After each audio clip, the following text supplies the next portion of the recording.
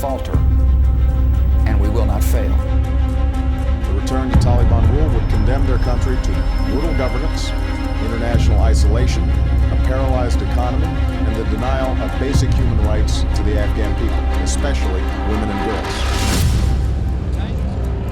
The American people are weary of war without victory.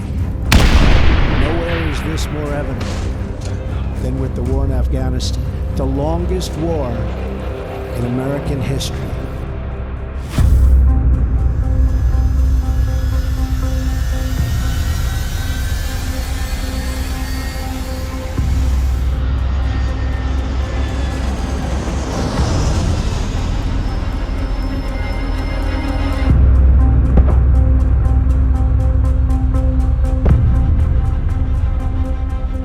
After 20 years, I've learned the hard way that there was never a good time to withdraw U.S. forces.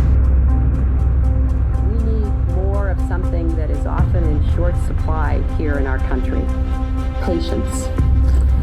I was struck during our briefing at the embassy in Kabul by a comment made by one of our U.S. aid workers who recently returned from the Southeast and had met with a number of former Taliban, so-called former Taliban.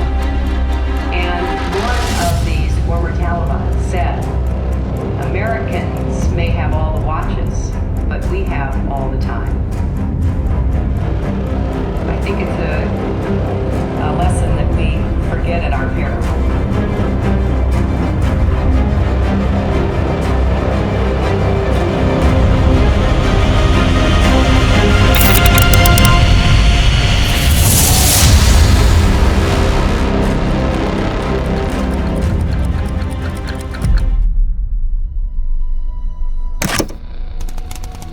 In December 1979, the Soviet Union invaded Afghanistan, bringing communism to this deeply Muslim nation.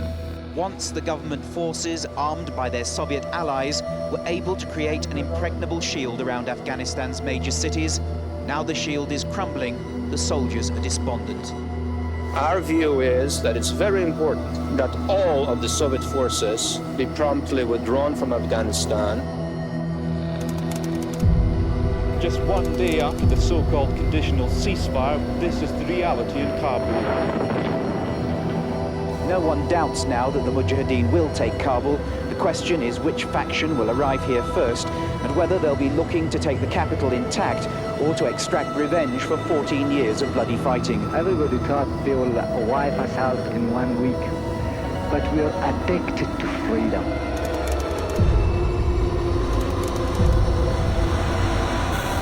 It's symbolized by the white flag of the Taliban militiamen, enforcing their vision of Islamic law. The penalties for disobedience, flogging, or even death. Their first edict: women must not work, must not be seen uncovered on the streets. Men must grow beards and pray 5 times a day. That the Taliban was essentially created with Saudi money, Pakistani training, and US initiative. In 2001, 6 months before, the Taliban ordered the ancient statues of Buddha to be destroyed, declaring them an offense to Islam. The conflicts in Central Asia now are to do with oil, they're to do with gas, they're to do with narcotics, they're to do with money related to those 3 things. Where the United States is an interest in some other Western countries is in getting oil and gas out of Central Asia in a way that doesn't go through Iran. And how do you do that? You run it through Afghanistan.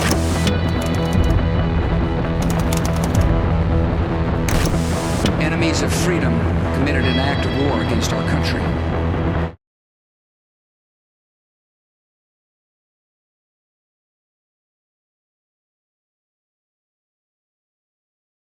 Gave Taliban leaders a series of clear and specific demands. Close terrorist training camps. Hand over leaders of the Al-Qaeda network. Taliban authorities agreed to surrender Kandahar for the well-being of people.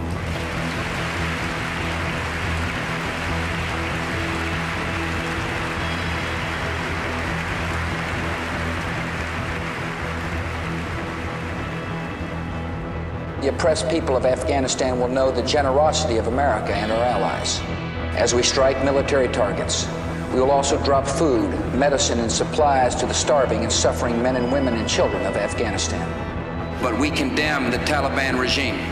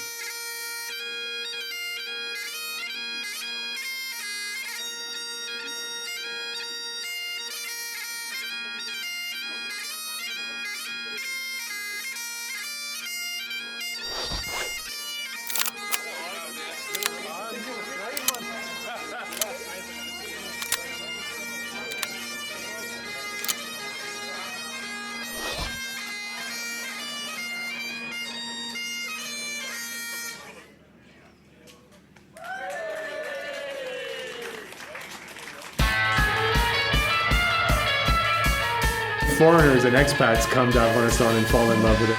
I think that there's a certain Wild Westness to it that speaks to them. Don't drink the yellow Kool-Aid. I work right now with the United Nations. I'm clearly getting ready to go out for Halloween. You know, they have pretty decent paying job, lack of accountability. They have good lifestyle when they're there. Fuck, dude. You need to make sure he's okay. He's not fucking losing it.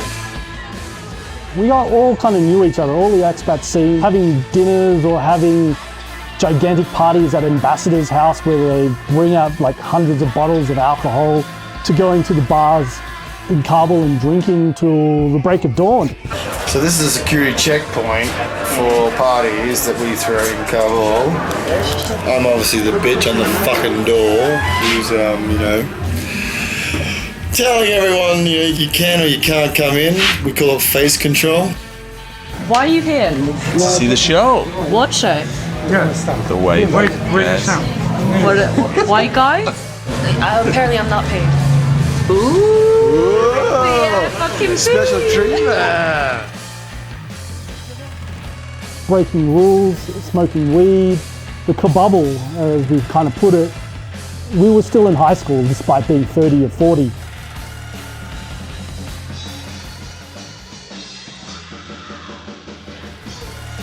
Transition is on track for December 2014. All of them different. Yeah, fantastic in their own way. I'm more optimism. I'm just visiting like tourism. Transition is on track. Is this a future? I don't know. It's great. A little bit loud though, but it's great.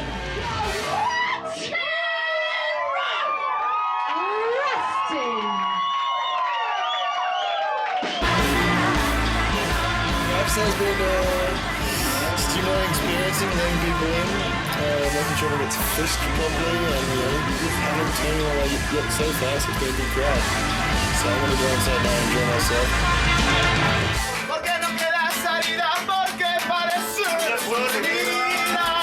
Contractor-tastic venue. I'm hoping to see some muscly men in t-shirts earning loads of money, keeping us safe.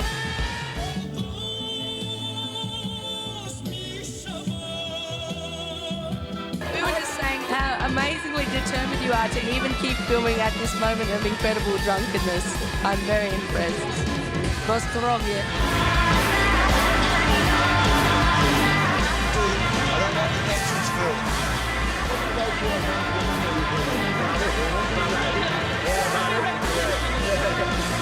They feel very welcome because there is this kind of idea of hospitality, you know, Afghan hospitality. They are quite hospitable, even if they don't want you there. You know, they'll be very hospitable. When you look through this tomorrow, you'll be like, what was I filming? What? Why? And you will suffer.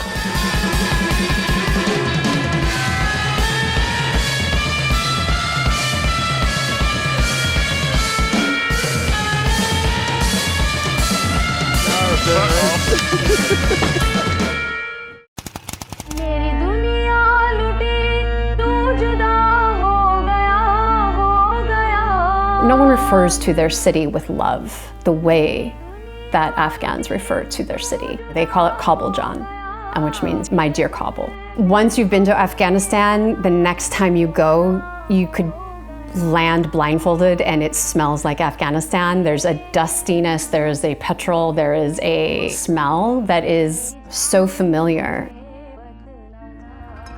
My first time coming to Kabul was December 2001. I wanted to go primarily for me. I mean, I was this vegetarian surfer, right, from Florida. I'd never set foot in the country. And when I saw Kabul at that time, demolished buildings everywhere, most people gone, empty as a city. I mean, you could walk down the middle of the street in the middle of the day and hear a car approaching from way back, walk to the side of the road, let the car pass, and walk back into the middle of the street. I mean, it was almost like a ghost town.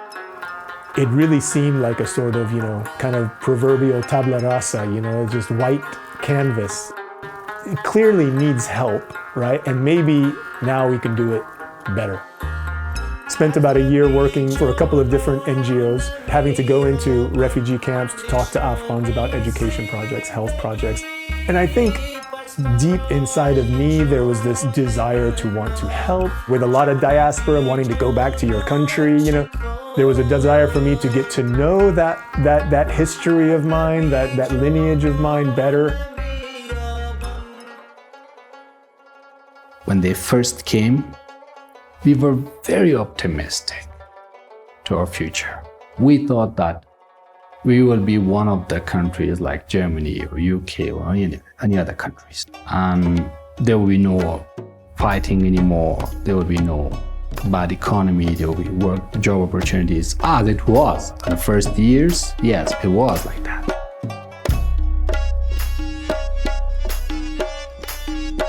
My name is Ahmad Zia Haidari. I've been working as a fixer with internationals since fall of Taliban regime. As you know, during the Taliban, there was much job opportunities in Kabul. Then one of my cousins, he used to work for the International Federation of Red Cross Society. He was working there. Then he told me that, look, if you learn English, computer, so we can get you a good job. Work as a translator for the international media and journalists. Loads of journalists came into Kabul city. We went to the front line of Tora Bora with the journalists there. They were fighting Arab fighters. And that was the first time where the attack happened. And we were not able to translate, and we did not know the word for bomber. I took the photos. I got the whole story. Even there was only one eyewitness, an Afghan eyewitness who survived. I got the whole story from him, from A to Z. After the US toppled the Taliban, the first Bonn conference got together to form the interim administration. All the warlords and commanders that fought in Kabul, hence the raison d'etre of the creation of the Taliban, were at that table to form that new government. But the Taliban was not at the table. We debated about this at university. It was a mistake that in 2001, the government did not involve the Taliban, and this is why, and this is their right to fight against this government. US and NATO was part of this tribal conflict. The first mistake, they brought back the warlords back on power. So the first mistake was that the people lost their faith, that they brought very bad people with a very bad background to the power. The international engagement, the broader, the community that they called, which had, military, development, diplomats, journalists, artists, everybody. I mean, it was the biggest international intervention since the Second World War. There was 50 countries serving the military NATO-led operation there. There was 60 donors, foundations, development agencies that signed up to the Afghanistan Compact. The biggest donor had 43 lines of appropriation. That's the kind of money that was flooding into Afghanistan. I was a corporal in the Canadian military, an electronic warfare land tactical specialist. And my role at NATO in Afghanistan was as a political advisor. I was one of several political advisors supporting the senior civilian representative. That was sort of the counterpart to the commander of the NATO-led International Security Assistance Force, or ISAF. Socioeconomic development issues, contracting, and the impact of money. At one stage they called it money as a weapon system. I thought it was a legitimate intervention, a legitimate invasion. Of course, you know, the US was quite burnt. The whole world seemed to support that. There was a sense of morality on being there.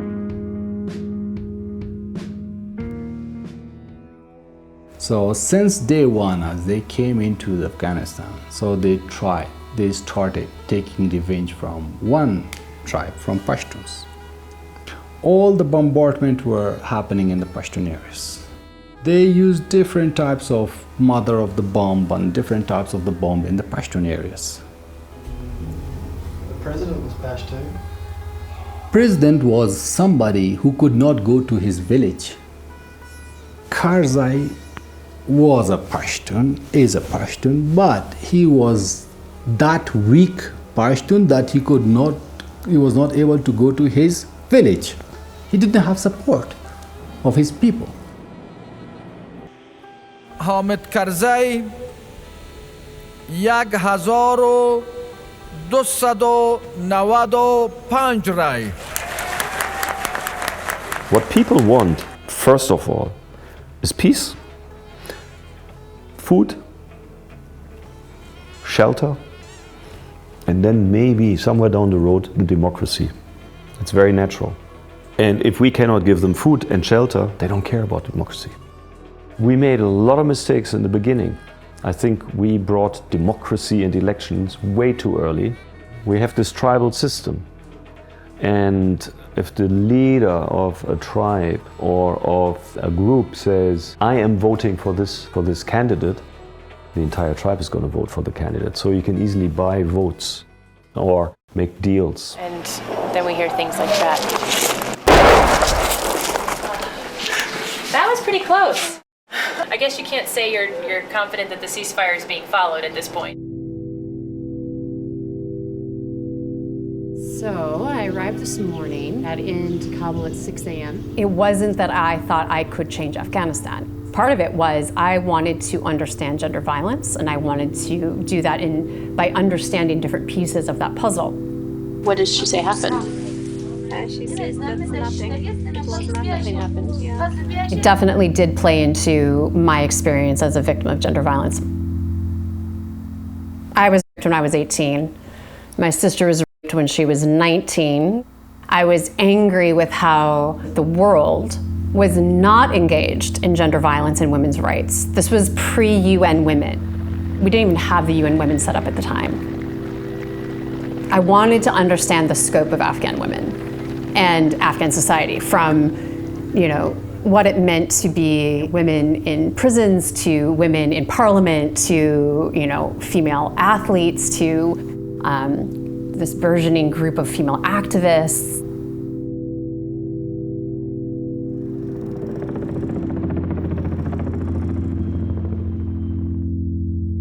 When I thought of Afghanistan, I literally thought of the Kite Runner. It was like basically mud brick houses on the hills, and that's where I expected to live, Beyond the bloodshed, beyond the burqa. So I came to Afghanistan to work on a TV series called The Extreme Tourist. Discover a place you thought you knew. Afghanistan. This is a famous folk song from America. Yo, Vanilla, kick it one time, boy. The Extreme Tourist Afghanistan was a television show that was sort of a adventure, sort of travel show / comedy in Afghanistan, if you could kind of believe it.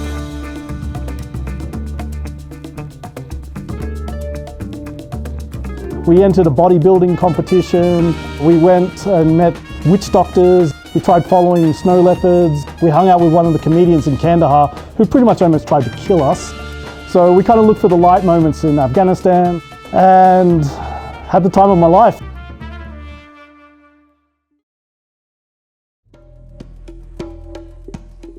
For the people that earn money in Afghanistan, the war is about money. It's very clear. If you look at all the security companies, they're making millions every year in Afghanistan, providing security for the diplomatic corps, for the reconstruction effort, for the NGOs. I sell civilian armored vehicles, mainly Toyota Land Cruisers. I have my target group of customers. I enjoy very much doing the business with law enforcement, aid workers, the United Nations and Western governments. This business has, after 9/11, has skyrocketed. I've been confronted with the question, am I a war profiteer? Yeah, of course I am, but there's too many other people who are also profiteering. This is not an entry round. This is not entry, this is exit. You know, this is what it hits the arm war, and then it has to go somewhere. The bullet splashes because it's lead, and then you have all these little deformations that is like the shit coming back.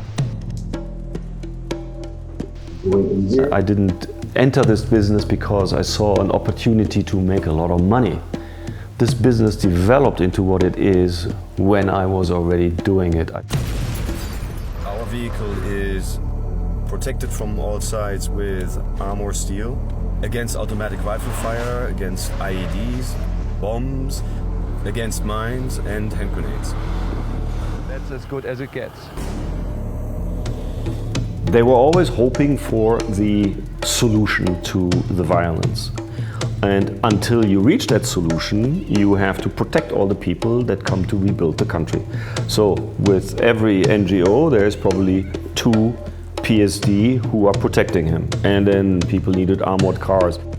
In the end, basically everyone in Afghanistan had an armored car. Cannons, tanks, drones. That's the war machinery, not me. So in the first couple of years, it was very broad. It was working with the deaf community within the women's prisons, with the women's rehab clinic, and then just kind of broadly with women's education.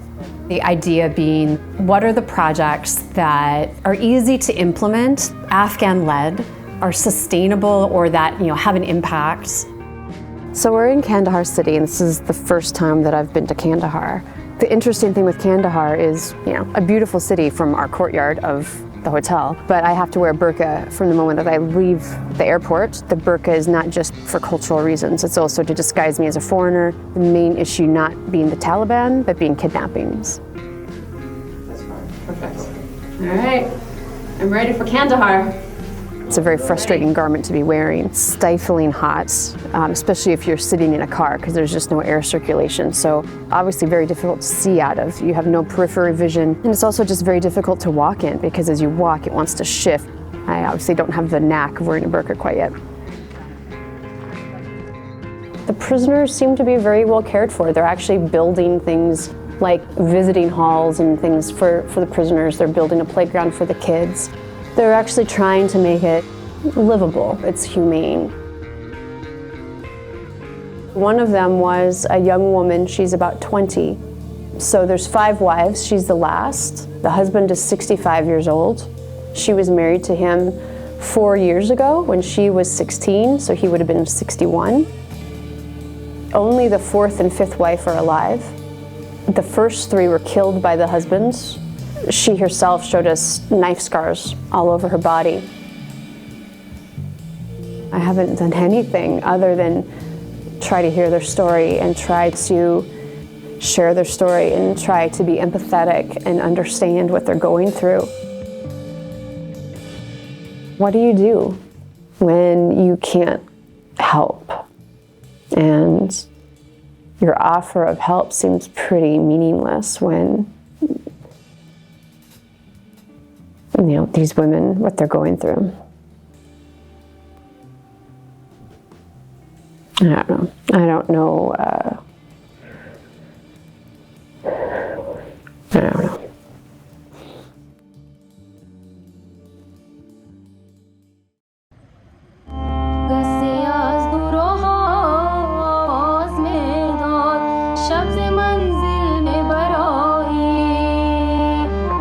Because I'm from Kandahar, in our culture is all the girls, they marry when they are 18, 17, 19. So, and that was the idea that I have to marry, and making art is not important at all. I mean, I was not allowed to have any kind of job or work.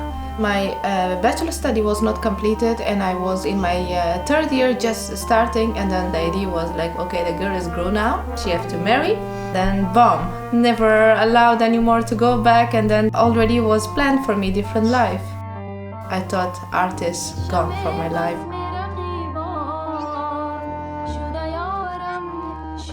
Our troops and our NATO allies are performing heroically in Afghanistan, but I have argued for years that we lack the resources to finish the job. That's why I've proposed an additional $1 billion in non-military assistance each year.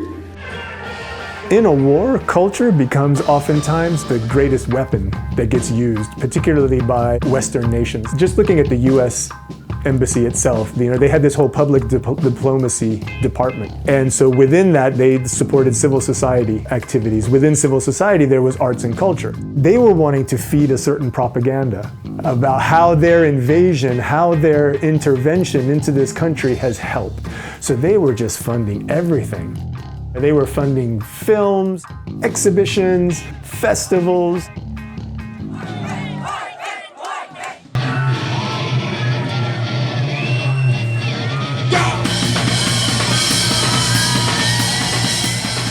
I'm so happy that now we have our own Afghan rock bands in Afghanistan for the first time, and it's very important, and I'm so appreciate the organizer. از یکی از دوستان شنیده بودم درباره جشنواره، یکی از دوستان که در یک گروپ هستن. علاقه‌مندی خاص به موزیک راک دارم و وقتی که از فستیوال خبر شدم بسیار خوشحال شدم و گفتم باید اشتراک کنم در این. There's a big change since 2001 and since the war, and now we are like having rock groups in Afghanistan. They're performing, and it's a big achievement for the youth of Afghanistan. In terms of social changes, there's a lot of social change in Afghanistan, and it was a big achievement for the international community. But when it comes to the infrastructure, there's not so much done. Almost anything anyone threw at them, they were giving money for it. It became a part of Western propaganda. And so I was curious to introduce graffiti. So we did this little one-day workshop, and later we did this amazing mural project that was a part of it. That was really great. I suddenly hear about a workshop, a graffiti workshop, which is called Wall Load.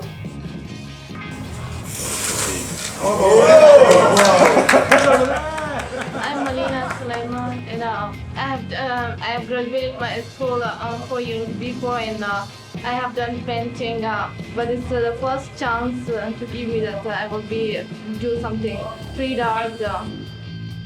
I'm not an expert on wall painting, man, but some of it, I think is quite good. Shows a lot of potential for what they could potentially be doing on a wall. I mean, just with the geographic shapes they were doing before.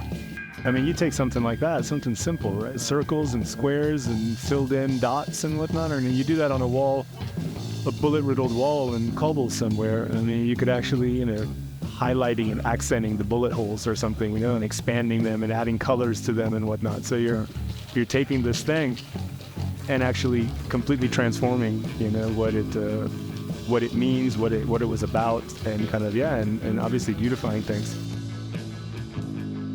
For me, it was a kind of very special moment, especially first time I was working directly with foreigners. To see directly they are involved, but also they are really giving motivation and valuing our artistic practice. It felt like I'm not alone. It gave us the hope that our voice is listened by outsider. But what ended up happening at some point then was I started to get phone calls from these development enterprises, the UN, Creative Associates, which is a for-profit, one of those Beltway bandits from DC, contacted me saying, hey, we've got this women's rights campaign. We think graffiti would be great. The whole point of wanting to bring graffiti or seeing how graffiti could develop in Afghanistan was more to see if it could be this real kind of insurgent activity, not as a sort of public service announcement for development projects.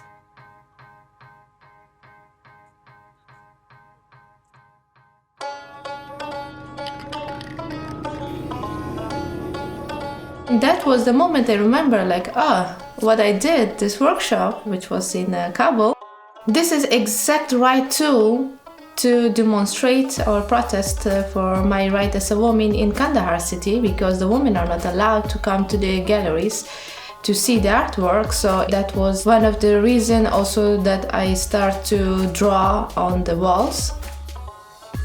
Normally what I did, I always walk around the street, and to see if there is no one, then I can draw on the walls. Because in Kandahar city, in that time, the safety was even more horrible than Kabul, especially for a woman. So when I was outside to make this drawing, I was a lot afraid, but maybe someone put acids on my face, because that was happening a lot on that time, that Taliban threw the acids on the woman's face. Stand in front of wall in more than 2 minutes or 3, maximum like 3. I just look around, okay, no one is there. Take out this can and then draw very symbolic drawing really fast, and then sometimes it was not even complete. I saw like, okay, someone is coming, okay, we have to run. Yeah, I'm back and I couldn't do anything. I just started, but I see there were lots of boys. So I have to back, but I will try some other day and I will go back. This night, I will try to. It was a fun time. I became part of the Skateboarding crew, which we kind of just drove around on motorbikes and bringing skateboards to kids in the streets. That was probably the best feeling that I ever had in Skateistan. I really loved being a teacher. I used to teach journalism class, photography classes, art and drama, as well as teaching skateboarding. Yeah, I was like a kid again, basically, is the best way to put it. You know, the roads are really shit, so, you know, and also you got open sewers, so skateboards often go into open sewers and somebody has to go grab them, so 100 Afghanis to go pick up that, skateboard full of shit. I was very proud to be part of this Afghanistan where we were bringing parts of our culture. We were bringing something new to Afghanistan.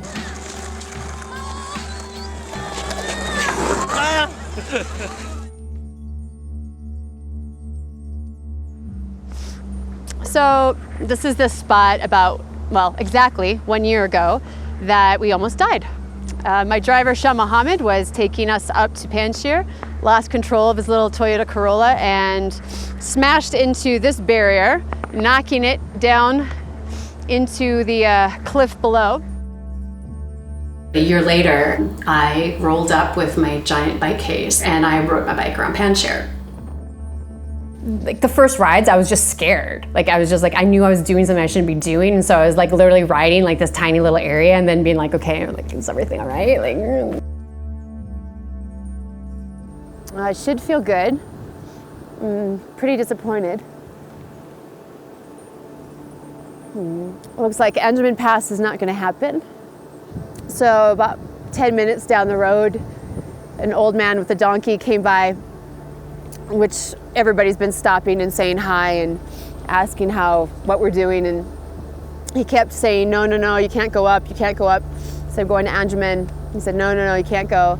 And he kind of was making the sign of guns, and he's like, no. When we talked through with the translator, turns out that it's not just some Nuristani land disputes going back and forth between shepherds and whatever. It's actually, there's some Nuristani gun running. I said, no, it's dangerous. You know, there were so many foreigners who were killed and kidnapped in this neighborhood. I think it just reminds you that it is Afghanistan. I mean, at the end of the day, foreigners aren't traveling like a tourist. And I have to remember that every time I've ever gotten complacent in Afghanistan, something has smacked me in the face. It's kind of shifted over from being a challenge, an adventure, and something incredibly positive to something that is potentially very, very dangerous and something that has more of a feel of Russian roulette. Men and boys, are on bikes all over the place. I mean, bikes are ubiquitous. They're a common way for traveling. But girls do not ride bikes in Afghanistan. The reason women aren't on bikes in Afghanistan is because the patriarchy does not want women to have freedom of mobility. But if women are going to make the choice to ride bikes, I'm going to encourage the shit out of that. I returned in the spring with the first bikes, 500 pounds of donated cycling gear, and started documenting them and training with them. What I felt they were doing, which was completely change the fabric and culture of their society. They created their own movement, their own team eventually. It was fully female-led, female-grown. The girls are so fantastic, and I can't think of anything I'd rather be doing in Afghanistan than work with this team. They started the first races for women in the whole of Afghanistan, and then eventually that connected. I brought the girls from the national team in Kabul to meet, and we ran a training camp in Bamiyan so we could connect the two groups. But the girls in Bamiyan, that was fully female-led, grown. When the mullahs spoke out against them in Bamiyan, the girls didn't ask men to advocate for them. They went themselves and met with the mullahs themselves and said, okay, why do you have a problem with this? Okay, it's the clothes, okay, well, and we will adjust. And, they did and continued to ride and continued to race. And I was literally witnessing history in Afghanistan with Muslim women on bikes, and it was incredible.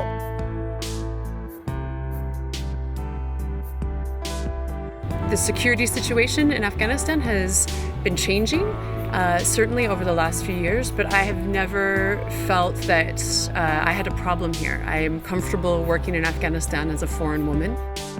The first time that I got to ride with women was huge, and I remember riding with women and, boys, as boys do in Afghanistan, throwing rocks and, okay, fine, you just kind of deal with it. But I remember going for a ride. It was a long 3-hour ride past Karga Lake up into the hills.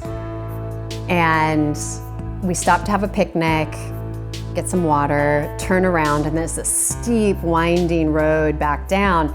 So I'm at the back and I'm watching these girls ahead of me, and it's kind of winding down so I can kind of see them ahead of me throughout the ride. And I see these boys at the side of the road, and I can see them throwing things. I'm like, damn it.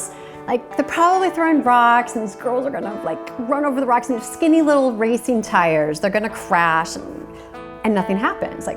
They just keep whoosh, whoosh, whoosh, right past them. I'm like, oh, they must have missed. And I ride past, and they're all cheering as they ride past. They're not yelling at them, they're cheering, and they're throwing fucking flowers at the girls. And I just start crying.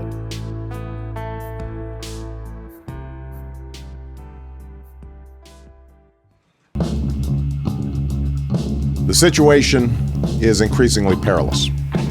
It's been more than 7 years since the Taliban was removed from power, yet war rages on. Insurgents control parts of Afghanistan and Pakistan.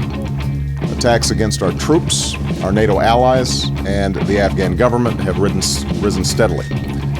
Most painfully, 2008 was the deadliest year of the war for American forces.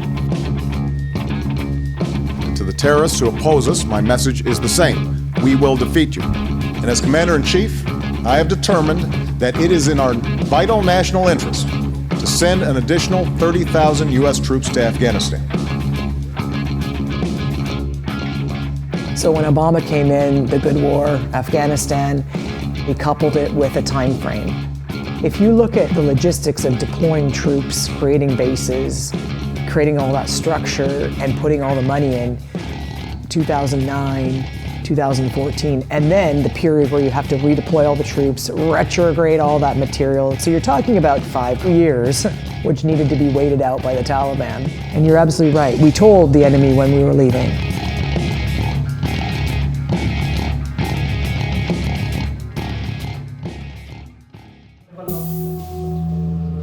This kind of monster rear its head where you're dealing with NGO politics, you're dealing with donor politics, geopolitics. You say, look, with that money, I can support 10 projects really well, or I can support 30 projects and they're gonna be You know, very often they'll say, oh no, but we want quality projects, but we want 30. Ah, okay, you didn't actually hear anything I just said, did you? Back in the United States, everybody thought, oh my gosh, the hard part is being in Afghanistan, and that's not the hard part at all. The hard part is the fundraising. The hard part is getting people to give a shit. If they give money to UNICEF and Amnesty and the UN or whatever, like, okay, great, you're paying people's salaries. If you can give money to projects on the ground, that actually has an impact. This is what all of the international aid agencies, organizations, they all have this so wrong. Every single one of them is like a 1 year, a 5 year, a 10-year plan. Their grant cycles are all based around this. If you want to change society, it's generational.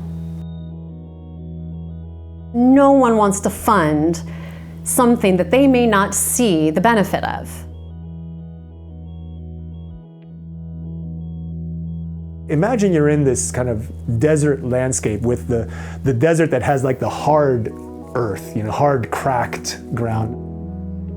And you're there with this big bucket of water.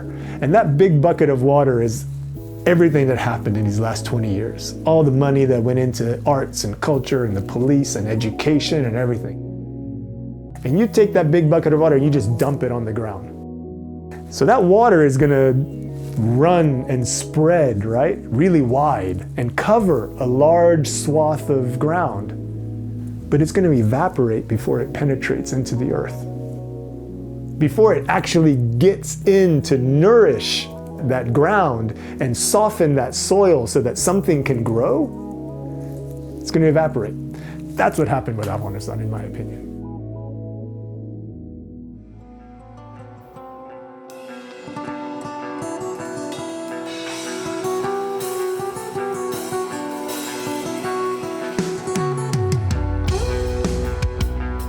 So the history, if we look back into the history, like as much as you increase the military forces in here, so that raised the number of their deaths and casualties.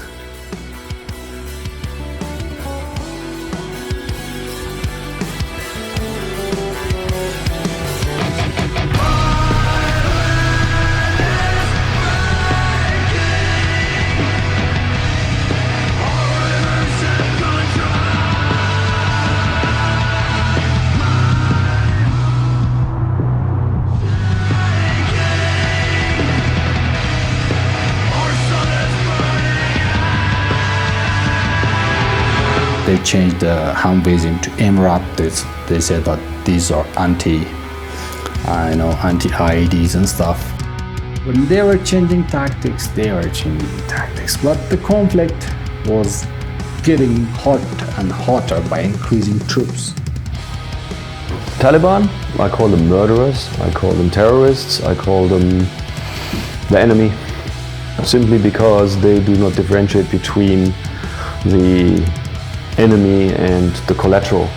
So they kill, and when they decide to send a suicide bomber, that suicide bomber will carry out his mission no matter where and no matter who gets killed. In August 2009, you could drive in and out, and the US Embassy, USAID was next door, US Embassy was there, ISAF was there. A big truck pulled up, allegedly en route to the US, and the truck had 500 kilograms of explosives. In broad daylight, a Taliban suicide bomber has struck a critical site for international troops, the command headquarters of the US and NATO in Kabul. There was this one boy, Nawab, he was brilliant at doing kickflips. He was working at the front of ISAF selling bracelets and candies and gum and whatever. And he saw this young suicide bomber, and he decided to confront the young suicide bomber. The blast killed and injured dozens of Afghans who were outside the compound. It's a devastating scene of destruction. When the young kid was determined that he wanted to kill American soldiers, Nawab decided to tell the security guards that were working at the front that this guy was a suicide bomber. And it blew out the entire front part of the base. But it was like 7:30 in the morning, so we were all in our accommodation brushing our teeth, and it went boom, and everything went to dust. He took out Nawab because Nawab was the closest. I remember getting that phone call, and all I wanted to do was just come back. It was devastating to hear. I went straight up to where he was, and I helped wash his body and prepare his body for going to the grave. It was really hard. After that incident, I couldn't hear bombs anymore. It was totally fucked up. There'd be a big blast Friday mornings, which was a typical time, and everybody would be in bunkers. I didn't wake up for them, and I didn't ever hear them after that. It was really weird. But just doing a lot of processing about why I went there, what happened, and why did I stay so long, you know? Some people don't think that's normal. That's why we...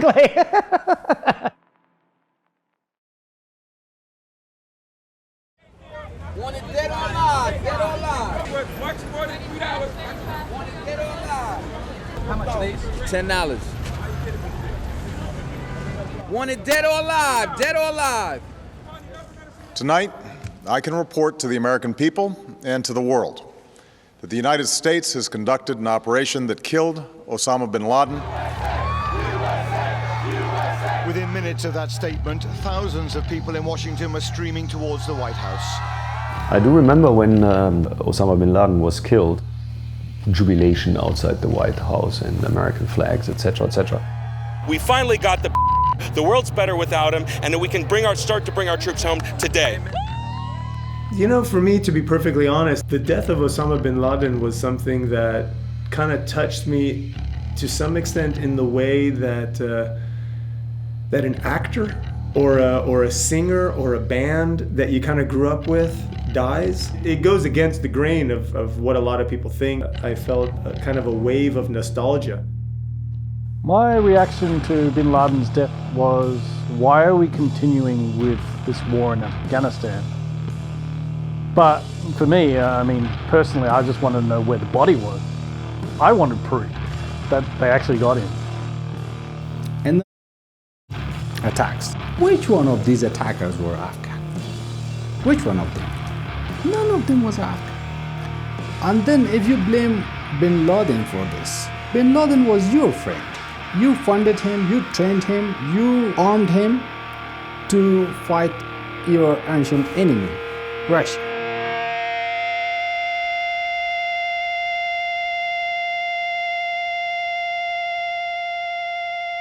The number of civilians killed in Afghanistan's decade-long war has risen to a record high for the 5th straight year. The finding is in stark contrast to NATO's assessment that it has been a remarkably successful year on the battlefield.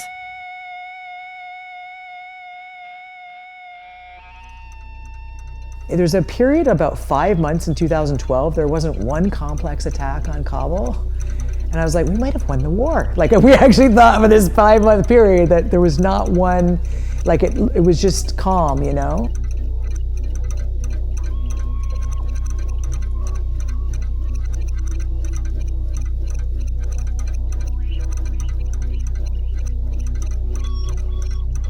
Well, I think if you track the funding that has come into Afghanistan over the last 12 years, it is strongly correlated, both in geography and amounts, with the number of boots on the ground and the amount of military with each. So, you know, everyone has their province they support, as opposed to looking at this country as a whole. And the problem with that vulnerability is as the international troops leave, the development dollar starts to decline as well. You know, in the last 4 years, countries were injecting billions and billions of dollars. That money comes with conditions and mutual accountability. Now Camp Price and Helmand is being flattened. The bulldozers have moved in and equipment is being moved out. The blast barriers that once protected them and had become a memorial for fallen comrades have also come down. The British withdrawal has begun. It's not my country, it's not my nation. I mean, I've come here to do a job. I mean, we've lost guys out here, yeah, and they've done their bit, and the place is a much better place because of it. But for me, it's just job done, get home. On the last day, when everything's loaded, the last vehicles are about to go and the last helicopters fly out, and we leave this place, it will be quite a nice feeling. It will be, I'm not going to miss this place. In the 12 years since they've been here, many lives have been lost. Hundreds more have been changed forever. Asked if it was worth it, one British commander said history will judge us. First question is, why is this project so successful? What was it like before, and why is it successful now? The ultimate goal of any NGO should be to work itself out of existence, right? It shouldn't be needed at some point. Eventually, there should be enough schools and enough education programs in Afghanistan that everyone has the access to education, and so the NGOs who are working on education can wipe their hands and go to somewhere else where there's maybe not enough schools or whatever. But that's never going to be the case. They're never going to actually work themselves out of work. The aid industry serves the aid industry. If they actually did their job, then they would be out of a job. Of course, they can do work on the ground, but they are spending such a huge percentage of their marketing budget to continue to bring in money. So they can continue to do the work, to then have the photos to continue to bring in the money. Then you had the military start to actually engage in humanitarian and development work. That's when you started to see, in the years that I was in Afghanistan, militarized humanitarianism. And so then what happens is that the NGOs, that even though they're all just a part of this same machine, the perception of people towards the role of the NGOs and the military starts to get blurred and starts to, mesh together, right? And this was, I think, a fundamental shift. The fact that the military-industrial complex and the aid organizations are in bed together. Because the aid organizations sure as shit don't think they are. There's war industry, there's NGOs, there is humanitarian activity. I think one cannot live without the other.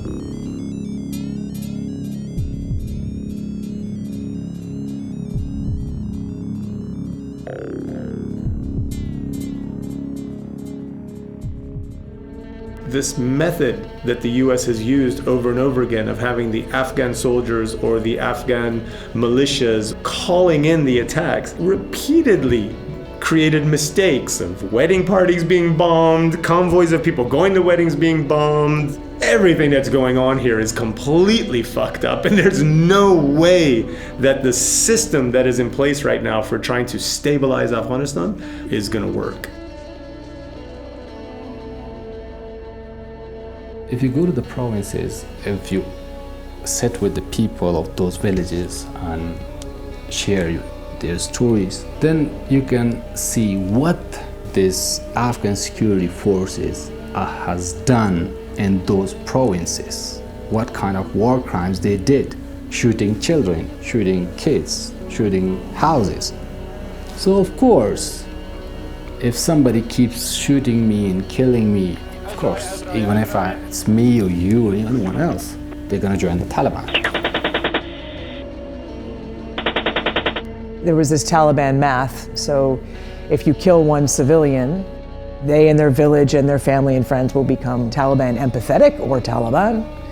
So, killing a civilian means you can create 10 Taliban, or 10 people that will support the Taliban, or 10 people that will not tell when the Taliban puts a roadside bomb when your convoy is going to go there, right? That's what the security benefits of Protect the Population is supposed to be about. The problem is when you get into the rural south and the tribal south, it's not always easy to tell who's who, who's empathetic for who, who's the enemy. Is that child, I want to give some candy or are they going to blow up? It was really that difficult to figure out. Waiting for that prize. I need to know what it's worth. Okay, sure. Bye. Good luck. I wish you all the best. And stay in contact, yeah? Okay, inshallah. Yeah, inshallah. I'll see you in Holland. Okay, thank you. Bye bye. Bye. امروز آمدیم تمام دوستای خود یک بای کنم، شاید بعضشان هنر فرق نمیکنن بازم در یک طرف برن. خب میخواستم آخرین دفعه ببینم، زیاد خوشم هستم اما در قلب بسیار جگرخون هستم، چرا که نمیدانم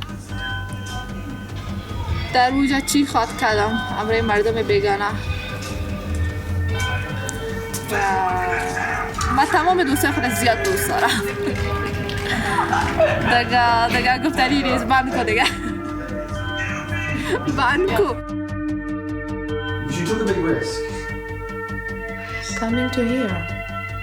Leaving Afghanistan.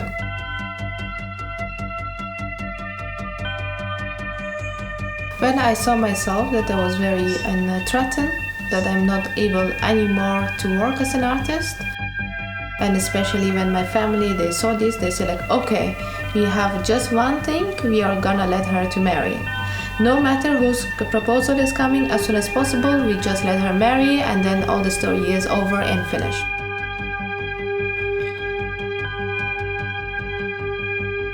When I got this opportunity coming to the Netherlands, I even wasn't know where is the Netherlands, how it looks like, and where is it. I just wanted to go out of Afghanistan and to be safe.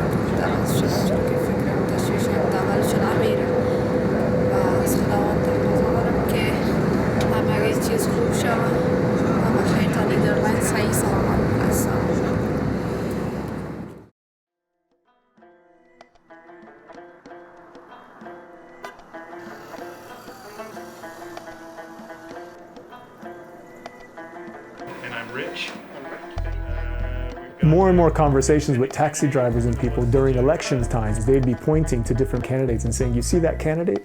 That person killed X number of people in my village in so-and-so year, or that candidate is connected to so-and-so warlord. So then I was like, well, these are the Jihadi gangsters, right? And so that's when then I made these kind of faux parliamentary campaign posters.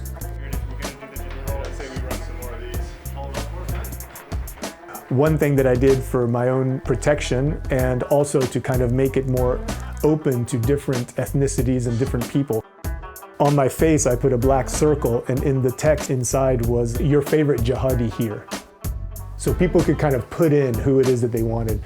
The slogan was vote for me, I've done jihad and I'm rich. So it's the month of Ramadan, Iftar being the time of day just after sunset when everyone breaks their fast for the day. And so there's a mad scramble off the streets, usually up to the half hour before everyone's going home or going to their family's house to break their fast. And so the streets are at the emptiest time that they will be for the entire day. So that's why we'll have lots of nice empty streets. For a period of time, we don't have a lot of posters, so we're looking to get them all up within an hour or so.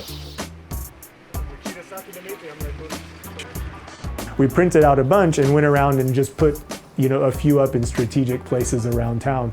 And sure enough, the next day already, you could tell that people had tried to rip them off. Even the night of, We had just gotten rid of the glue bucket and everything, and we got stopped at a checkpoint, and one of the police at the checkpoint there had one of the posters that someone had ripped off, I guess, while it was still wet, and taken to them, and was asking if we knew anything about it. And all of us who were in the car there with glue on our hands everywhere was like, It's a close call, but it's finally official. Ashraf Ghani is president. طالبان به تصحیح از صراحت حکم مندرج ماده 61 قانون اساسی کشور محترم محمد اشرف غنی را که With Ghani becoming president, the corruption got even worse. This is when the Americans and the internationals decided to step back. One of the biggest challenges in that operation and in the history of military warfare was logistics. So you really had to go to Karachi port in Pakistan and through private companies, and the scale of this was immense. It was something like 6,000 to 8,000 truck missions a month. They would expend $1.5 million in ammunition a month just trying to fight their way through the convoys. There were protection rackets, because once you hit Afghanistan, it was all Afghan warlords that were controlling the roads.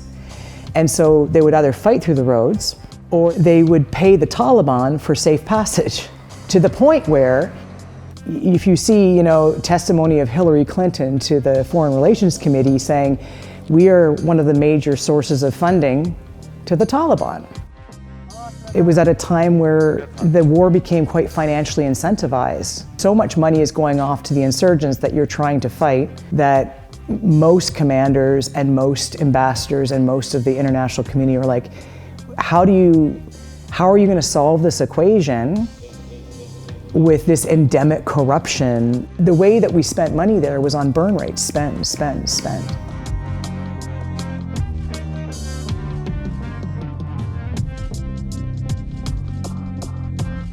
I think corruption is now, how we can say, it's like an oxygen we breathe. Without oxygen, you're gonna die, right? So for the whole system, corruption is like oxygen. If there is no oxygen, they're gonna die in a day.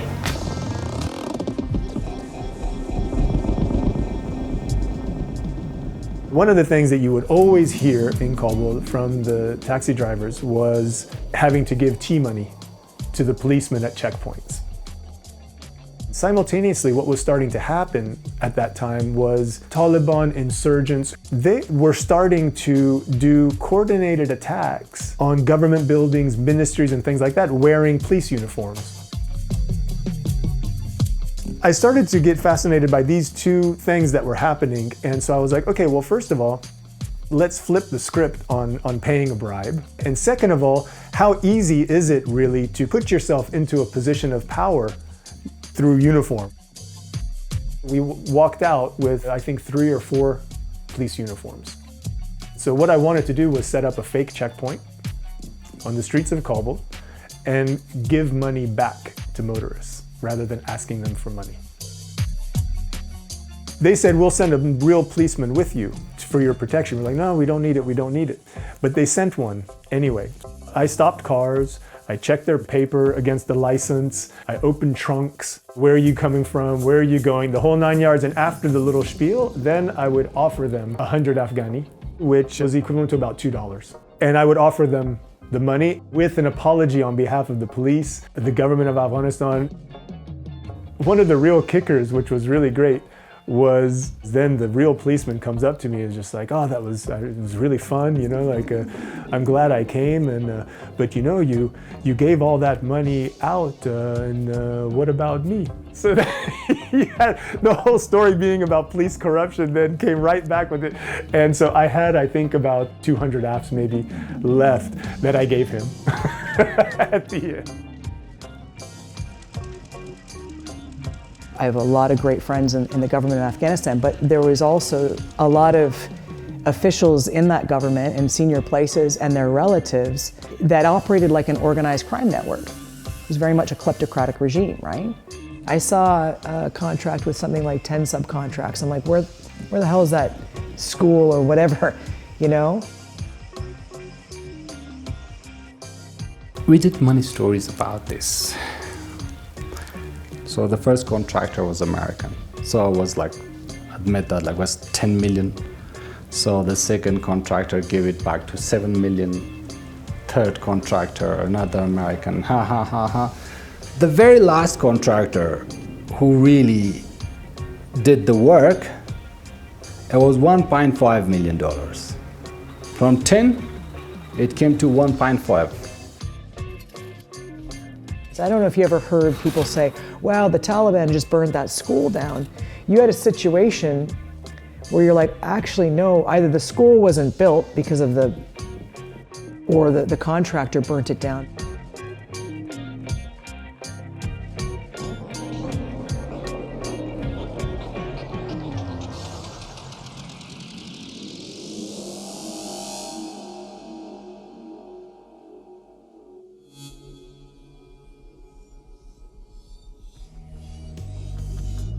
Everything is getting worse, nothing is getting better.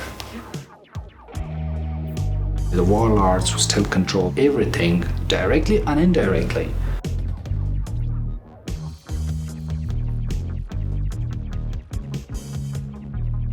It was the international community who made these worms into dragons. So now these dragons are out of control.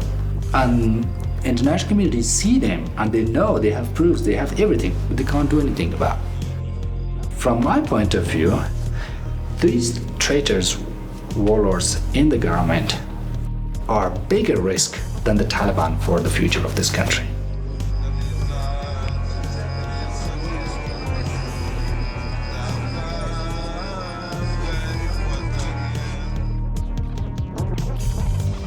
There's a density of tenseness in the streets.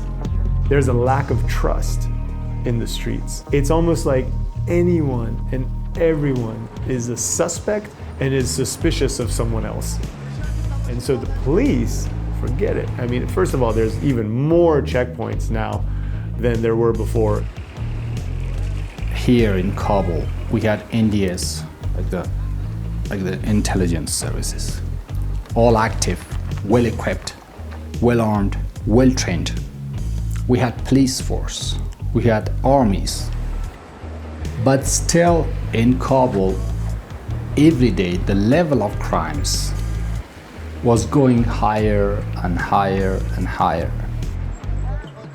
In 2014-15, you saw a huge spike in insecurity, one of the most dangerous years.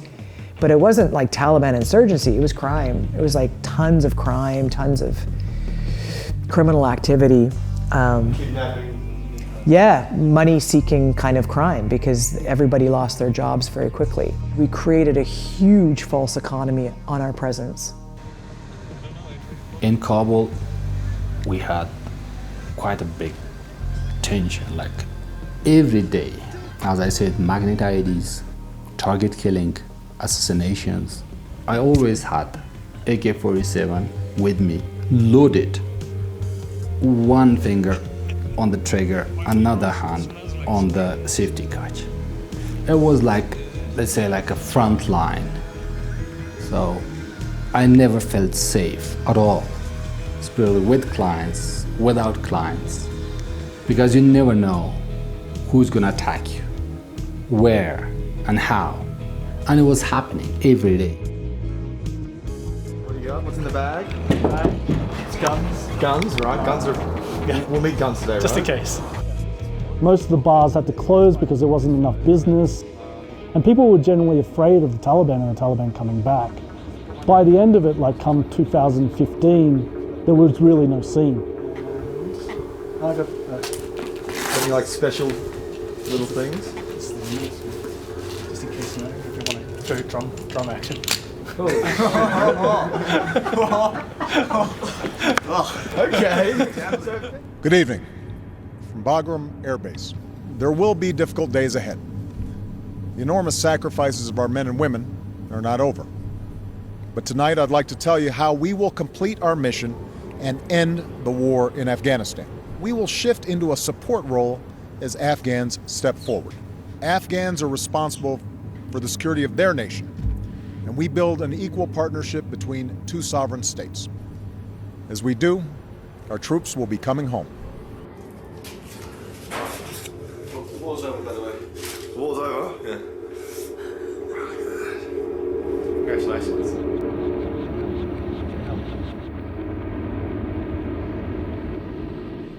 With that, ladies and gentlemen, the President of the United States of America.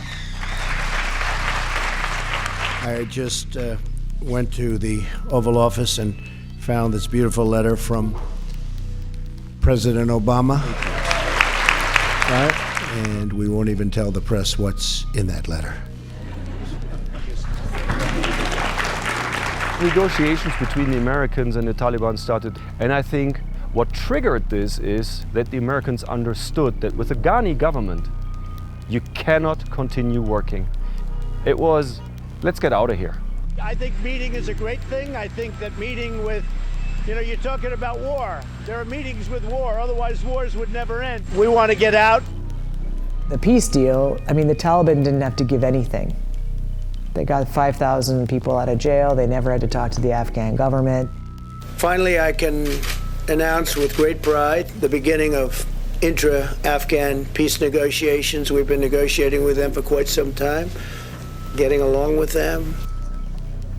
We're all saying, oh, Taliban 2.0, and I'm like, I'd like to see a bit more where that's coming from. The Taliban should also understand that the Afghanistan of today is very different than it was 20 years ago.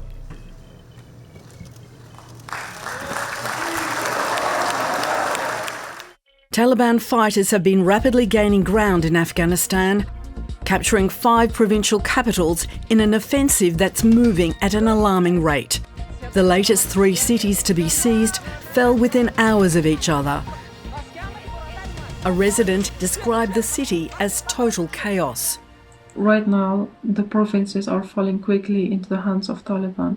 We don't know exactly what is going to happen because the Afghan forces are not fighting. I am really anxious about this situation and I don't know what is going to happen in few weeks. The only thing we can do is just trying to make the documents in order to escape from the country and leave from the country if anything happens. They always say, well, things were good with the Russians during the Soviet time because at least no one was hungry. So everyone had rations every month. During the Taliban time, everyone speaks like, well, at least during the Taliban time, there was security. And eventually people are going to say, well, at least during the American time, there was money. What is next? That's going to be curious. Who's going to be curious to see what's next? Your own intelligence community has assessed that the Afghan government will likely collapse. That is not true. Can you please clarify what they have told you about whether that will happen or not? That is not true. They did not reach that conclusion. But the likelihood there's going to be the Taliban overrunning everything and owning the whole country is highly unlikely. In a stunning turn of events, we are getting these pictures from inside Afghanistan's presidential palace, where Taliban fighters can be seen occupying the premises and sitting at the desk President Ashraf Ghani relinquished just hours ago. When I first saw the Taliban walk into the palace, it was like the barbarians had entered the gates.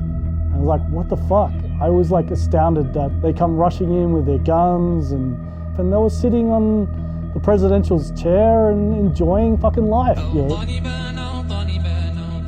I stopped and I asked some guys, what's happening? He said, I do not know.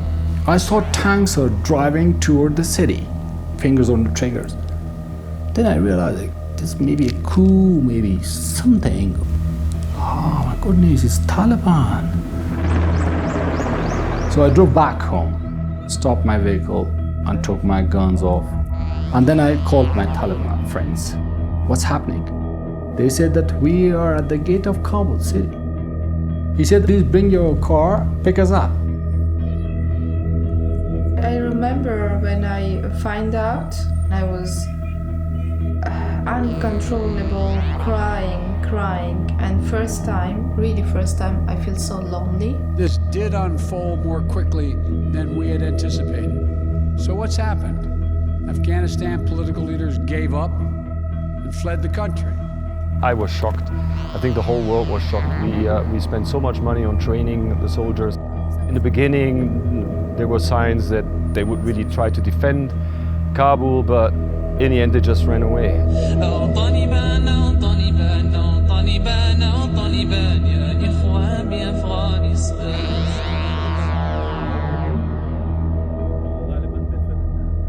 د امریکایانو یا د فرانسویانو یا د نورو ناټو قواو چې دغه وسایت هم لیده دغه وسایل هم چې لیده موږ حیرانېدو چې دوی سره دومره مهمات دومره وسایل نظامي موجود دي او د طالب په وړاندې دوی جنګ نشي ګټلی نو دلته اوس د عقیدې جنګ و د هغې عقیدې کمزورې وې دلته خو مسلمانانو طالبانو جهاد یې کوو د دوی مورال ډېر زیات بر و ورځ تر بله به طالبان مخ په وړاندې تلل او دوی سقوط په حالت کې و. There was nobody fighting. There was no rivers of blood on the roads. Everyone gave up. Everyone fled, you know. And the Taliban gave everyone a free pass and told them, if you want to leave, just leave. هغه ورځو کې امریکایان په ایرپورټ باندې میدان هوایي کې وجود درلوده حتی داسې حالات به راتلل چې امریکایانو موږ سره همداسې به ننوتو ولیکن موږ خپلو معاهدو او په تعهداتو باندې ولاړو موږ په دغه ورځو کې بیا امریکایانو باندې ډز نه کوله تر څو چې دوی خپله عمله او هغه خلک چې دوی سره تلل خپل هغه تعهداتو کې چې امارت اسلامي سیاسي دفتر دوی سره کړی وي موږ هغې باندې پوره عمل وکړو تر څو چې امریکایان سالم بیا دې ځای نه ووتل. Our mission in Afghanistan was never supposed to have been nation building. It was never supposed to be creating a unified, centralized democracy. Our only vital national interest in Afghanistan remains today what it has always been, preventing a terrorist attack on America's homeland.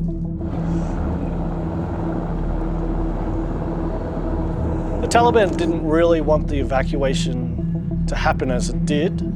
They really wanted to negotiate with the government and this handover to happen. But Ashraf Ghani and most of his cronies and stuff just left. And it just left into massive chaos.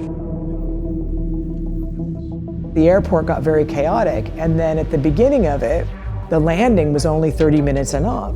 So what was happening at the first day, we had our plane, I think we only sent it back half full, and other planes were going back empty because getting a manifesto checked, paperwork ready, 170 Afghans onto a plane through that airport, to and through. There are some people that couldn't leave their house because they were a really high profile target. We manifestoed primarily women and children, and really the most vulnerable, the grassroots that wouldn't be considered for the NATO and the US flights. Let's just get as many fucking people out as possible. And there were a lot of recipient countries that they desperately wanted to get people out, and we reached a lot of people in that time. And it wasn't just the Afghan security forces or interpreters, it was government, it was professors, it was all sorts of people that believed in the democracy project, because there were plenty of them. My God. I mean, a shit show is barely even covers what a disaster it is.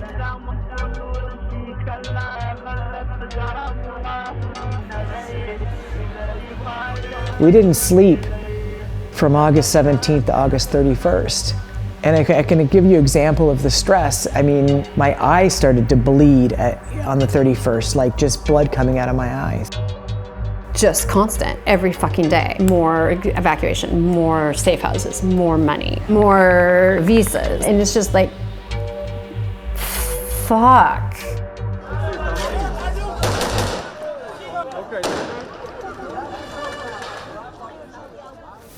A shocking bomb blast outside Kabul airport has killed at least 150 Afghan civilians and 13 American troops, just 5 days before the US deadline to withdraw from Afghanistan.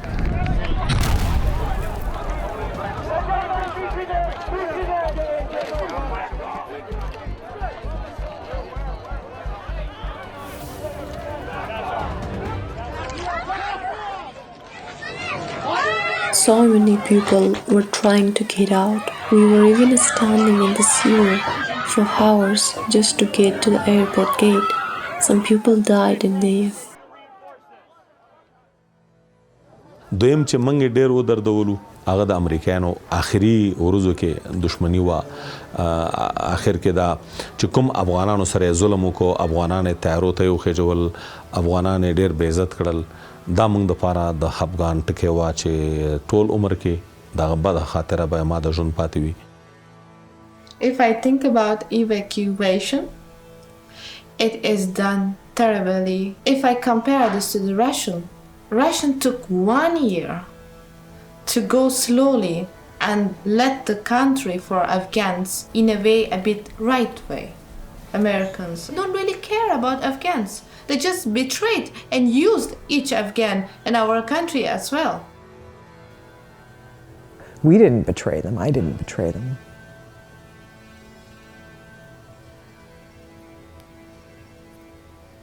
You know, there is an argument that 20 years was long enough, right? But whatever you want to say about whether 20 years was enough or not, it shouldn't have ended this way. It really shouldn't have ended this way.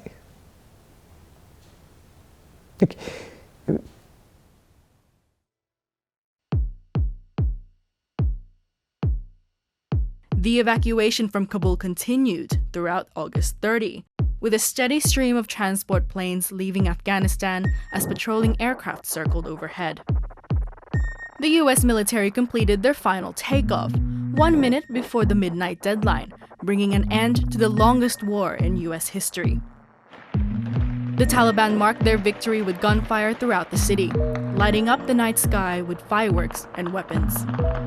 Congratulations, we'll go in our operation against the occupation. If Americans act against Afghan nation, we keep them in target by our operation. If they want to secure their nation, they shouldn't act against Afghan nation. Americans are terrorist nation. They collect fund for killing other nations. Around 124,000 people were evacuated in the past 2 weeks through Kabul airport, but many others were left behind. The Taliban were quick to celebrate with a parade showcasing the spoils of war taken from the Afghan National Security Forces, including heavily armoured MRAPs and even a Black Hawk helicopter. It's an affront to their enemies. موږ په یو شی باندې خوشحالو چې د افغانستان د امریکایانو اشغال ختم شو. چون امریکایان په دنیا کې سپر پاور ځان ګڼه، دلته د هغه چا د لاسه الله پاک د ناکامۍ سره مخامخ کړل چې هغه ډېر کمزوري خلکو. When we just heard that we can get back to the university and our classes, I was really happy.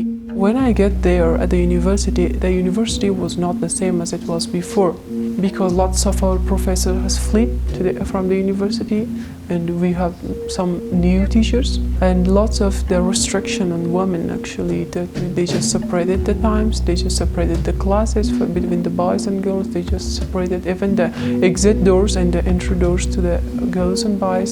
They just put some restriction on like wearing hijab, long hijab, and actually black long hijab to get the permission to enter the university.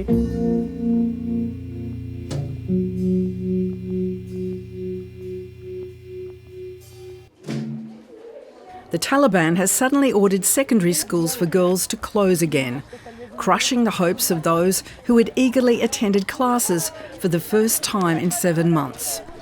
After taking over in August, the Taliban pledged to allow education for girls, but the reality has been quite different. منګه خزو ته درناوی لرو. خزه زمنګ د جامعې د عزت زید مور ده، خور ده، خزه ده، بچی ده. من تعلیم په سړو او په خزو دواړو باندې لازم ګڼم. دم خیلی خوشایند بود برام، با خدا اشک ریختم. اما امروز خیلی جگر خود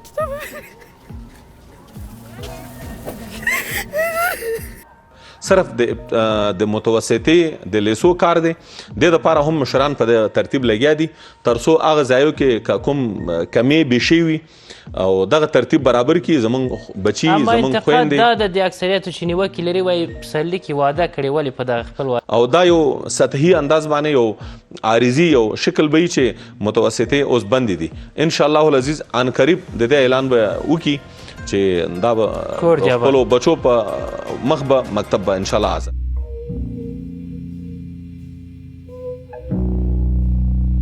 These thoughts of how many more girls are still like me are still there. It's hypothetical, it's not a real story. She's a young girl in Afghanistan, she loves to paint, she loves to make art, but she now lives under the Taliban. What's your message to her? I would tell her, don't give up. Stay with yourself, stay with your voice, and never lose your ambition. You seems to be very small, but you're very strong. Women are protesting the Taliban's latest decree banning all female students from universities and colleges. It's another devastating blow for girls and women in Afghanistan whose rights and freedoms are being systematically eradicated since the Taliban took control.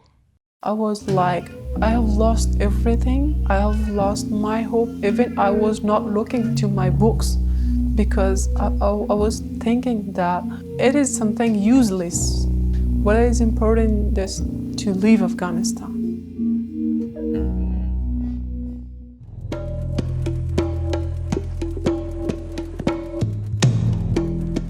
Yes, I like the Taliban's rules. We travel day and night without any tension. So we have no tension. Like now, the Ministry of Interior, he said that if you want permission for weapon and gun and stuff, we can give you. This has two triggers. Yeah. One is for the warning. Yeah. A second is for the firing. Ah, so you press harder. Yeah.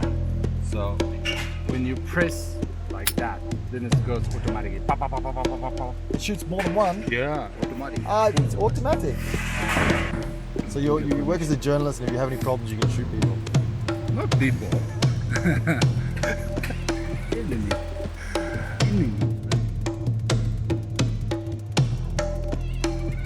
What everyone expected, which is the slaughter, the looting, none of this happened. 15 years I've been traveling to Afghanistan. I've never seen Kabul like this. It is a absolutely wonderfully peaceful city right now. Shit. I knew it. I knew it. That movie star. Do you want an autograph?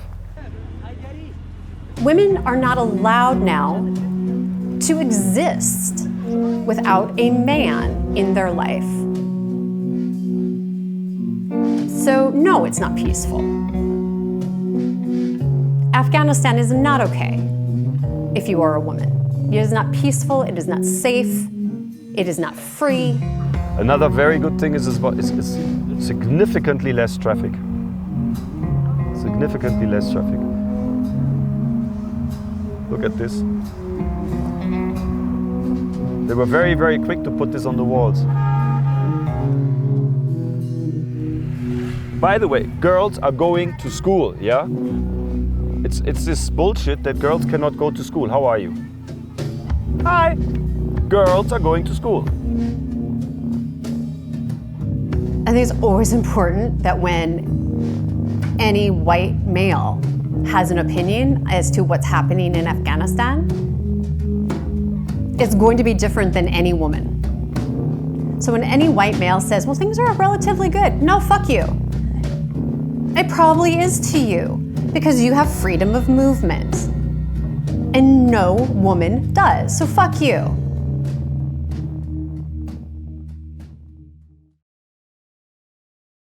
This idea that all of a sudden now a country like Afghanistan should just kind of peacefully transition itself into a developed democratic nation, it's absurd. And so nation building, going in with a military and deciding that you're going to help that nation build itself up so that it can be something like you. Ultimately, it's about how much can you take and exploit that nation in the process. I don't consider what I did to be a nation building. One, that feels so big compared to my small little projects, but also I always tried to look at it through the lens of would I do these projects in my own backyard? Would I do them in any other country? I thought of Afghans as my equal. I wasn't doing these for Afghans, I was doing them with Afghans. You know, we said Afghan-led and Afghan-owned for years, but I always felt it was very much lip service. It needed to really be Afghan-led and owned. Okay, so there's this term that's being used a lot that we're trying to use as part of a theme for this film. It's called nation building. It's not nation building, you know. It's a kind of prison building, or it's a kind of like controlling other nations, controlling everyone. That's not the nation building. Are we just going to keep doing this? Like, this is what we do? We just keep shitting on other countries and then walking away, and then shitting on another country and then walking away, and creating this refugee problem, but then saying, well, we don't take refugees. It's so abhorrent. And it's a grief mingled with just rage. The Taliban is painting out the history it rejects and substituting its own version, whether Afghans like it or not.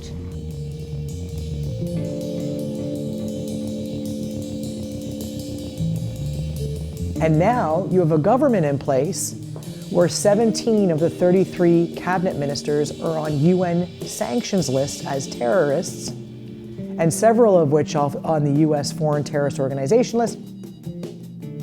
The cherry on the top is the Minister of Interior, Sirajuddin Haqqani, has a $10 million FBI bounty on his head. And by the way, the Haqqani network, killing countless Afghan civilians, also killed about 80% of the NATO troops, right? You're not going to be able to give this government money by law, by international law, by national law. As Afghanistan struggles with a fractured economy, the foreign reserves that could potentially rescue it are sitting in an American bank. US President Joe Biden says he will release half the funds to Afghanistan, with the other half to be allocated to victims of the 9/11 terrorist attacks. They took all the money, and what they are doing now? They are gonna distribute this money, our money, Afghan money, to their people. Do you think this is fair, what they did? Those people of the United States who lost their lives in America are clearly victims on that day, the day of 9/11. The Afghan people have been victims for a much longer time before the incident or the tragedy of September 11 in New York. And we have been victims since then as well. The Afghan people are the owners of the money. And the United States of America must not be punishing the Afghan people, the people that they called allies and friends. Why should you give the Afghans money to the victims of the 9/11? It's not your money. It's not Bin Laden's money. This money belongs to the nation of Afghanistan. After the whole war on terror, right, all of these Western countries made all these laws about how you can't give any money to what's deemed a terrorist organization. And the Taliban were a terrorist organization, so suddenly everything gets frozen. As far as I'm concerned, just take them off the list. Take them off the list. Everyone will be like, no, but that's legitimizing the Taliban. It's like, yeah, but it's also meaning that they can have their money. And Afghanistan will not be starving. We trained and equipped an Afghan military force with some 300,000 strong. We spent over $2 trillion think about the egregious amounts of money that went far. It went to Dubai, it went to Canada, it went to the United States, it went to Netherlands, it went to the UK, it went to Germany. But it didn't go to Afghanistan. It boggles the mind that a country in which the international community dumped, and I say dumped, so much money over the past 20 years, achieved so very little.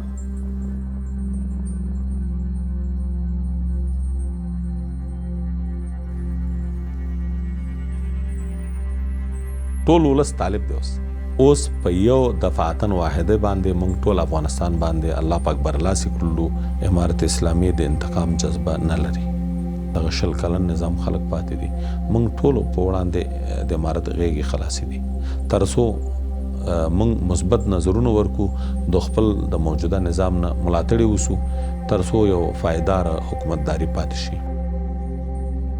یقینا موږ چیرته چې موږ نه سهو خطا شوي وي موږ د خپل د ملت نه معافي غواړو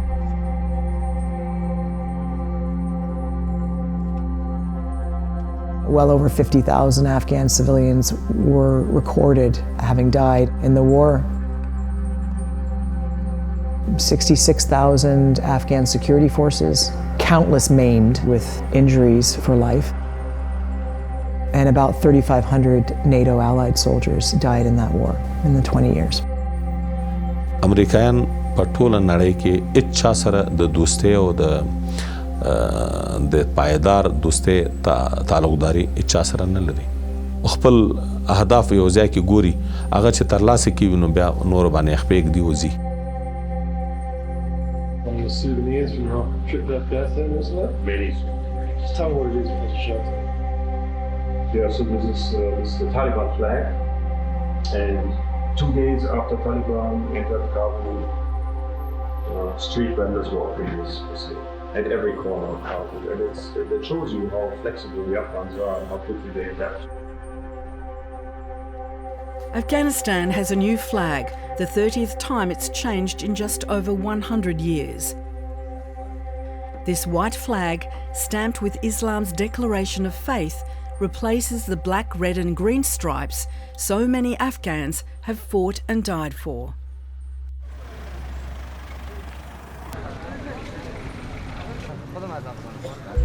We are in a huge economic crisis now. No jobs. The people with money and the foreigners have left. Do you speak English? And we're still flying people out. So this is a domino effect, and I don't know how many people are affected by the withdrawal. But this is the result. No more work. Well, I'm not dealing with the Taliban as a client, and they are not my client. My business model is supplying protected vehicles to tier 1 customers, to embassies, to NGOs in hostile environments. At this point, I am not looking at doing business with the Taliban. Danke, danke für jeden Tag der Liebe. Danke. Thank you very much. Bye. Bye, everybody.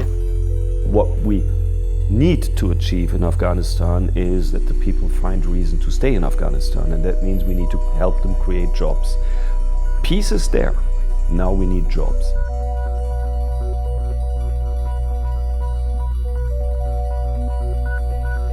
So all of these foreign countries, all of these Western countries put all this money into the country, and then all of those people that got trained and got supported and are the people that are really going to help make the country move forward, or however you want to put it, then those same countries evacuate all of those people to their countries. It's less about the Taliban, and it's more about the way the geopolitics have played out, to where now all of the best artists that I know, that I worked with over years, are not there anymore. Indeed, we do not have a budget.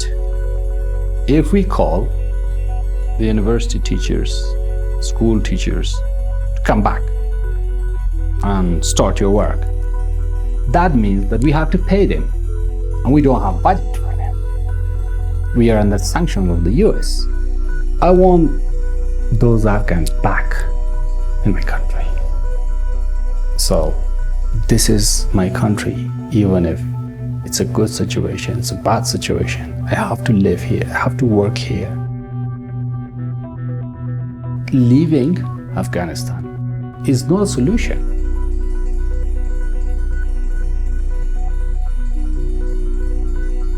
منګه کله چې امریکایانو دا پیښه وشو نو طالبانو هغه وخت کې د هغه وخت رئیس جمهور ته ویل چې راځه په منطق موږ سره خبرو وکړه. The Taliban actually surrendered in 2001 to the US, but the war continued on, and what can I say is like this war could have ended so much sooner than it actually sort of led on to be. So what were they fighting for?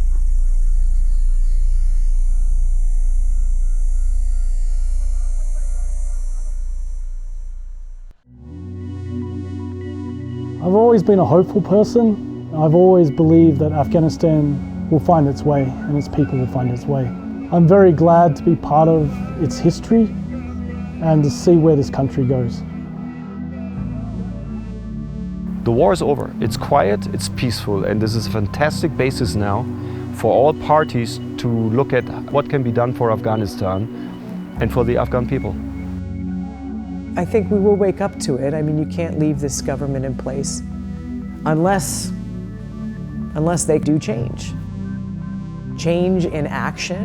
I'm sick of rhetoric. I don't believe anything anyone says anymore. They change in behavior, and behavior comes with real things like delivering services, bringing the talent back, having a development plan, an infrastructure plan. Well, how are they going to govern? If they can start to do that, then people will assess that they should get off the sanctions list. I haven't seen that,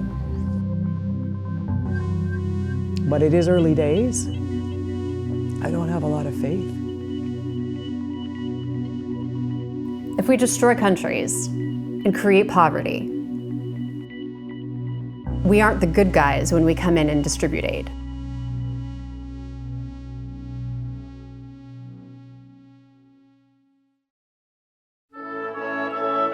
من هیڅ چانه د انتقام نیت نه لرو. من د خپل د مشرانو هدایتو باندې سم کار کوو ترڅو ملت د 15 کلن بد تاثر په ښکلې یو امن او د آرام فضا باندې وګوري.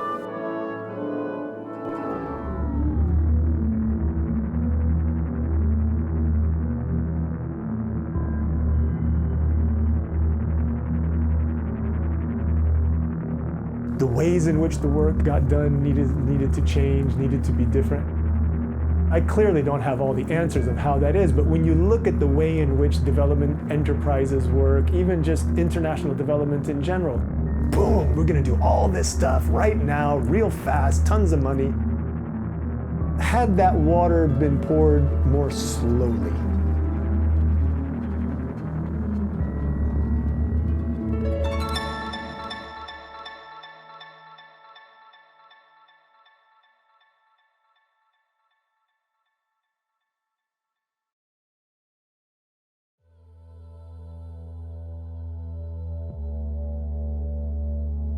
The Taliban have shattered our dreams.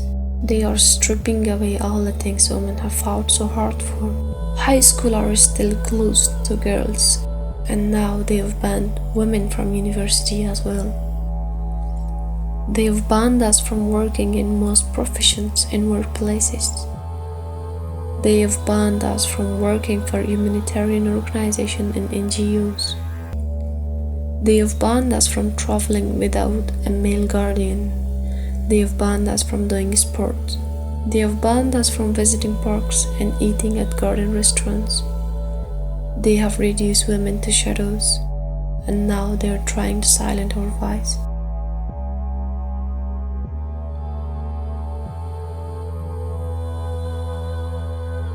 Hey, Travis, you make me laugh.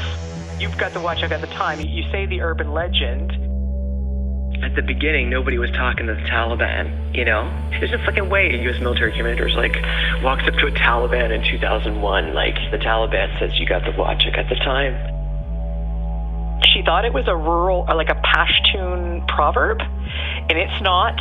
It's freaking been repeated for 20 years because of the whole idea. It's true, and ultimately this thing will end in failure because you got the watch, I got the time. So it sparks an emotional reaction because it leaves you thinking, this is mission failure, right? What are we doing here? Like, yes, it's profound. Yes, the saying sparks an emotional response because you're there and yet you know ultimately this isn't going to end well, right? And the profound part for me is that it's so reflective of the 20 years there to just pass around a bullshit saying for 20 years, you know? It was never actually said. But think about it rationally. The Taliban walking up to a U.S. commander just after the Taliban put fucking planes into the buildings hurt the biggest superpower. There was no talking between a U.S. military commander and a Taliban in 2001. Nope. I don't think it happened. But I'll pursue. Okay, I gotta go. Bye-bye.